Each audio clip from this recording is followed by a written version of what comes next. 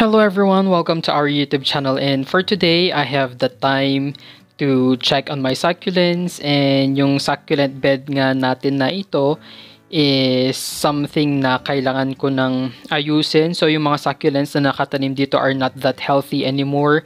Ang lalaki nila, although since napabayaan ko siya in the past weeks, nagkaroon nga siya ng pest infestation, and finally nakita ko na kung saan ba nanggagaling yung snout weevil dito nga sa ating garden. Kaya kung makikita ninyo, ang daming kagat ng mga succulents dito sa succulent bed na ito, kasi katabi niya lang itong area na ito na mostly mga ornamental plants.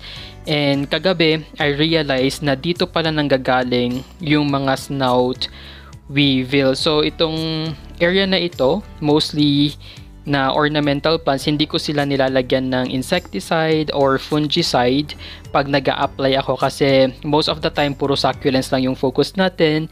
And yun, because of that one, dyan nagmula or dyan nag-breed yung mga snout weevil, then tumawid sila dito sa succulent bed na ito. Kaya I have no choice but to uproot lahat ng mga succulents na nandito ngayon. And aside from that one, talagang hindi rin maganda yung parang arrangement ng mga succulents dito. Talagang naging leggy na rin yung iba sa kanila, kasi itong area na ito ng terrace is hindi talaga naarawan. Ayan, so ito yung ating Graptopetalum myrinae na ang lush niya na, pero I think madami siyang weevil dyan sa loob. Kaya all I need to do is just simply throw it away. So hindi ako nangihinayang, kasi mas maganda nang gawin ito kaysa naman maapektuhan niya yung mga succulents natin na nandoon sa succulent table. So buti na lang na medyo malayo itong area na ito doon nga sa ating pinaka main na succulent garden. Ayan, so yung mga ibang succulents like this one, ayan, makikita ninyo yung snout weevil nakakapit pa. And so I think I will just simply soak yung mga succulents na ito sa ating 7 solution para mamatay lahat ng mga pest dyan. But definitely yung iba natin mga succulents, tatanggalin natin or itatapon na lang natin sila.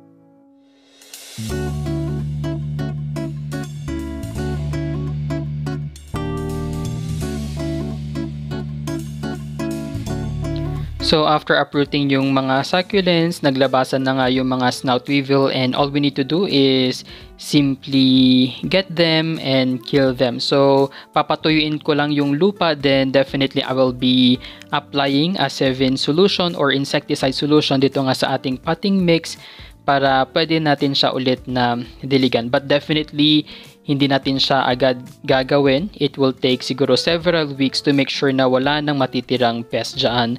But anyway, here is an update of the other succulent beds. So dati magkakatabi lang itong mga succulent beds na ito, pero buti na lang at transfer ko itong mga succulent bed na ito dito nga sa ating area na may roofing. So we can see the big difference, diba? So sobrang healthy ng mga succulents pag walang pest na kumakain sa kanila. Kaya it's something na we need to check from time to time talaga, kasi once nagkaroon ng isang pest, mabilis lang yan dumami.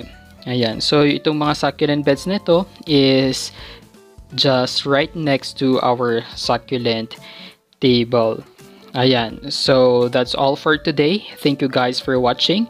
Don't forget to like and subscribe to our YouTube channel. You may also visit our Facebook page, A Desert Succulent page.